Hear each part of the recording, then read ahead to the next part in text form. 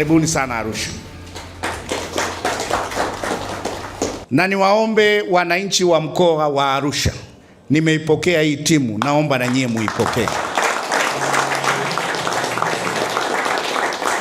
Faida ya kuwa na hii timu ni kubwa mno. Kuna utalii katika mkoa huu, lakini kuna utalii wa michezo. Maana yake Fountain Gate wakiwa hapa, timu zote za ligi kuu zitakuja hapa. Bodaboda atafaidika, mama ntilia atafaidika, kwenye masoko atafaidika, kwa sababu mahoteli yatafanya kazi. Kwa hiyo mnyororo wa thamani unawagusa wana Arusha wote. Kwa hiyo nimefurahi, jitihada za kupandisha timu ligi kuu zipo, lakini hii mmenipa shortcut.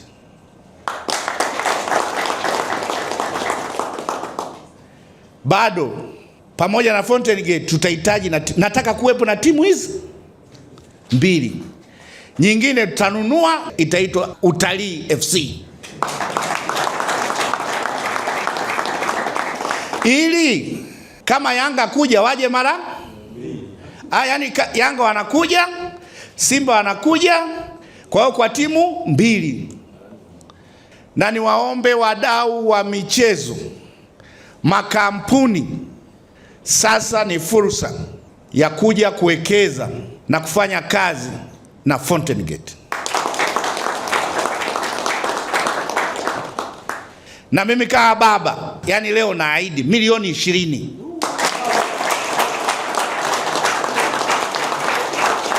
Milioni 15 isaidie uendeshaji na milioni 5 kwa wachezaji.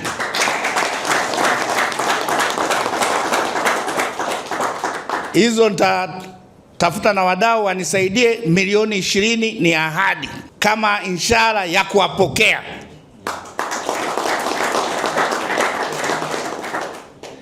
Arusha mkoa mkubwa wa utalii. Watalii wetu wakija hapa wana siku moja ya kukaa, baada ya hapo wanaenda mbugani, watakaa Ngorongoro, wataenda Tarangire, wataenda Manyara, wataenda Serengeti. Na akirudi hapa wana siku moja. Na mwakani ni AFCON. Hatuna timu hata ligi kuu. Alafu mbona sisi hapa tuna viwanja, tuna utajiri wa viwanja?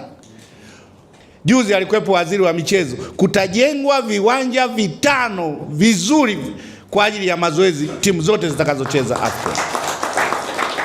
Mheshimiwa Mkuu wa Mkoa, kama ambavyo umetambulishwa mbele yako ni kikosi cha timu ya Fountain Gate Football Club. Wananiambia wanapenda kutambulika sasa kama Chuga Boys. Kwa hiyo kuanzia sasa rasmi watakuwa wanaitwa Chuga Boys, chama la watalii. Hapo vipi? Tumekuja Arusha kuheshimisha mkoa wa Arusha. Mkoa wa Arusha ni mmoja wa mkoa maarufu, mkubwa, wenye vivutio vingi. Lakini katika soka mkoa wa Arusha umekuwa na mafanikio makubwa. Huu sio mkoa ambao unastahili kutokuwa na timu kwenye ligi kuu. Wale wa siku nyingi kidogo wanatambua uwepo wa klabu kama Ndovu, klabu kama AICC, klabu kama Paulson, AFC Arusha. Hivi ni vilabu ambavyo vilikuwa ni tishio kwenye ligi kuu ya Tanzania.